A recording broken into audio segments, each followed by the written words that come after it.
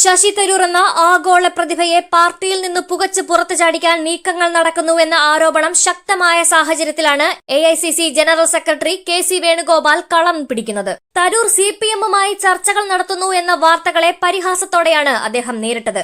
കൊല്ലാതെ കൊണ്ടുവന്നത് നീയേ ചാപ്പ, ഇന്ന് എന്നെ കൊല്ലിച്ചത് നീയേ ചാപ്പ എന്ന വടക്കേ മലബാറിലെ വരികൾ ഉദ്ധരിച്ചുകൊണ്ട് മാധ്യമങ്ങളാണ് ഈ കുത്തിത്തിരിപ്പുകൾക്ക് പിന്നിലെന്ന് അദ്ദേഹം ആഞ്ഞടിച്ചു. തരൂർ എങ്ങോട്ടും പോകുന്നില്ലെന്നും അദ്ദേഹം കോൺഗ്രസിന്റെ അവിഭാജ്യ ഘടകമാണെന്നും KC വ്യക്തമായി പ്രഖ്യാപിച്ചു. എതിരഭിപ്രായങ്ങളെ വെട്ടിനിരത്തുന്നതല്ല, മറിച്ച് അവരെ കേൾക്കുകയും ചേർത്ത് നിർത്തുകയും ചെയ്യുന്നതാണ് കോൺഗ്രസ് രീതിയെന്ന് അദ്ദേഹം ഓർമ്മിപ്പിച്ചു. തരൂരിനെ പാർട്ടിയിൽ നിന്ന് അകറ്റാൻ ശ്രമിച്ച ശക്തികൾക്കെതിരെയുള്ള KCയുടെ ശക്തമായ താക്കീതായിരുന്നു ആ വാക്കുകൾ. കുഞ്ഞികൃഷ്ണനെ പോലെയുള്ള ഒരു നേതാവ് ഒരഭിപ്രായം പറഞ്ഞാൽ അയാളെ തള്ളിപ്പറയുന്ന CPM ശൈലിയല്ല കോൺഗ്രസിന്റേതെന്ന് അദ്ദേഹം തറപ്പിച്ചു പറഞ്ഞു. തരൂരിനെ അവഗണിച്ചു എന്ന തരത്തിലുള്ള ഓരോ വാർത്തകളെയും അക്കമിട്ട് നിരത്തിയാണ് KC വേണുഗോപാൽ പ്രതിരോധിച്ചത്. ഈ പ്രതിരോധം വെറും വാക്കുകളിൽ ഒതുങ്ങിയില്ല, മറിച്ച് രാഹുൽ ഗാന്ധിയെ നേരിട്ട് ഈ വിഷയത്തിൽ ഇടപെടുത്തുന്നതിലേക്ക് KC കാര്യങ്ങളെ എത്തിച്ചു. ഡൽഹിയിൽ രാഹുൽ ഗാന്ധിയുമായി നടന്ന ആ നിർണായകമായ 2 മണിക്കൂർ നീണ്ട ചർച്ചയ്ക്ക് വഴിയൊരുക്കിയതും KCയുടെ ഇടപെടലുകളാണ്.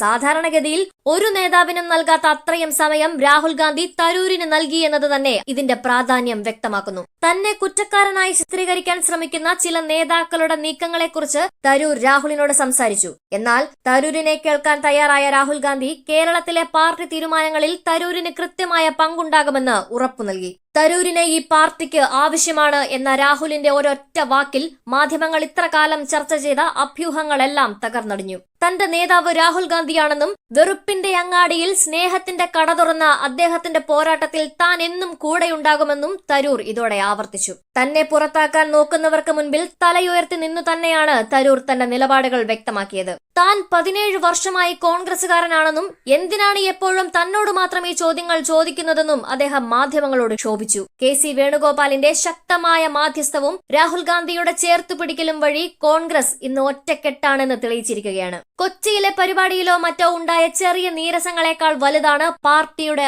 ഐക്യമെന്ന് തെളിയിക്കുന്നതായിരുന്നു ഇന്ന് നടന്ന KPCC യോഗം. ശശി തരൂർ എന്ന നേതാവിനെ പാർട്ടിക്കകത്തു തന്നെ കരുത്തുറ്റ രീതിയിൽ നിലനിർത്തുന്നതിൽ KC വേണുഗോപാൽ എന്ന സംഘാടകന്റെ റോൾ വളരെ വലുതാണ്. ആ രംഗങ്ങൾ ഒന്ന് കാണാം. വടക്കേ മലബാറിലൊരു പാട്ടുണ്ട്, കൊല്ലാതെ കൊണ്ടുവന്നത് നീയേ ചാപ്പ, ഇന്നെന്നെ കൊല്ലിച്ചത് നീയേ ചാപ്പ. അപ്പം മനസ്സിലായോ? ചാപ്പയല്ല, നിങ്ങളെക്കുറിച്ചാണ് ഞാൻ പറയുന്നത്. ഈ നിങ്ങൾ മാധ്യമങ്ങൾ ഒരു ദിവസം പറയും ശശി തരൂർ CPM-നോട് ചർച്ച നടത്തി. ശശി തരൂർ നിഷേധിച്ചാൽ നിങ്ങളിപ്പോൾ അത് വിശ്വസിക്കുന്നില്ല. ഇതിനകത്ത് നിങ്ങൾ പറയുന്നത് തരൂരിൻ്റെ പേര് പറയുന്നതിനകത്ത് ഒരു കാര്യമില്ല എന്ന് അദ്ദേഹം പ്രഖ്യാപിച്ചിട്ടുണ്ട്, അദ്ദേഹം വ്യക്തമാക്കിയിട്ടുണ്ട്. ഞാൻ ആ കാര്യങ്ങളെക്കുറിച്ചൊന്നുമില്ലാന്ന്. കോൺഗ്രസ് പ്രവർത്തക സമിതി അംഗമാണ് അദ്ദേഹം കോൺഗ്രസ് പാർട്ടിയുടെ തിരഞ്ഞെടുപ്പ് ക്യാമ്പയിനിൽ വളരെ സജീവമായി ശക്തമായിട്ട് പാർട്ടി നിർദ്ദേശങ്ങളുമായി ബന്ധപ്പെട്ട് ഉണ്ടാകും എന്നുള്ള കാര്യം നിങ്ങൾക്ക് ഉറപ്പിക്കാം. വാർത്ത നിങ്ങൾ ഉണ്ടാക്കിയത് നിങ്ങളെ ഇപ്പൊ അതൊക്കെ അതൊന്നും ഇനിയിപ്പോൾ വീണ്ടും കുത്തിപ്പോക്കി പ്രശ്നം ഉണ്ടാക്കാൻ ഉദ്ദേശമെങ്കിൽ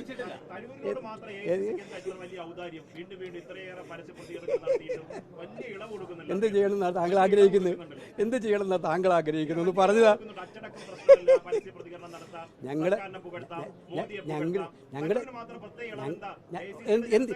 എന്തായാലും എന്ത് ചെയ്യാൻ പറ്റും?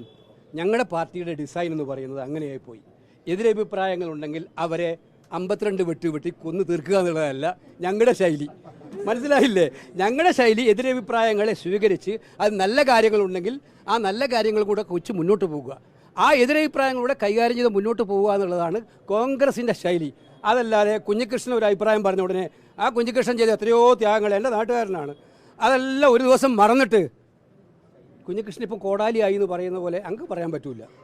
ഞങ്ങളുടെ പാർട്ടിക്കകത്ത് എന്തായാലും കോൺട്രിബ്യൂഷൻ നടത്തുന്ന ആരാണ് എല്ലാ നേതാക്കന്മാരും. അവർക്ക് വ്യക്തിപരമായ അഭിപ്രായം ഉണ്ടാകും, പക്ഷേ പാർട്ടി അഭിപ്രായങ്ങളോട് ചിലപ്പോൾ എതിരായിരിക്കും. അപ്പോൾ ആ അഭിപ്രായങ്ങൾ എതിരാണെങ്കിൽ എന്താണ് നിങ്ങളുടെ എതിർപ്പിന് കാരണം എന്ന് ചോദിച്ച് മനസ്സിലാക്കാൻ ശ്രമിക്കും. അതിനനുസരിച്ച് പ്രശ്നം പരിഹരിക്കാൻ ശ്രമിക്കും. ഗത്യന്തരമില്ലാതാകുമ്പോൾ മാത്രം ആ പാർട്ടി ഏതെങ്കിലും നടപടി എടുക്കാറുള്ളൂ. ഓക്കെ,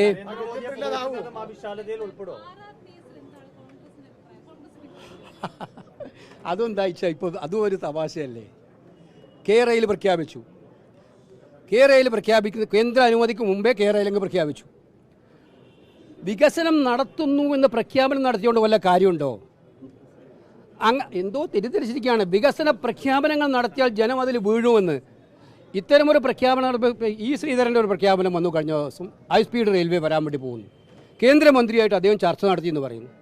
നമുക്ക് വികസനം വേണ്ടത് കാര്യമായിട്ടുള്ള ചർച്ചകൾ എല്ലാ തലത്തിലും നടത്തി അതിനാവശ്യമായിട്ടുള്ള ഗൃഹപാഠം നടത്തിയിട്ട് ആ ഗൃഹപാഠവുമായി വരുന്നതിന് പകരം കേന്ദ്രമന്ത്രി എന്തോ ചർച്ച നടത്തിയെന്ന് കണ്ട ഉടനെ ഇവിടെ ഒരു പെട്ടെന്നൊരു പ്രഖ്യാപനം, ആ പ്രഖ്യാപനം കടത്തി പിറ്റേന്ന് ദിവസത്തിൻ്റെ ബജറ്റിൽ അതിനെക്കുറിച്ചുള്ള ഒരു പ്രഖ്യാപനം, ഇതൊക്കെ ജനങ്ങളെ കണ്ണിൽ പൊടിയിടാൻ വേണ്ടിയിട്ടുള്ളതെന്ന് മനസ്സിലാവും.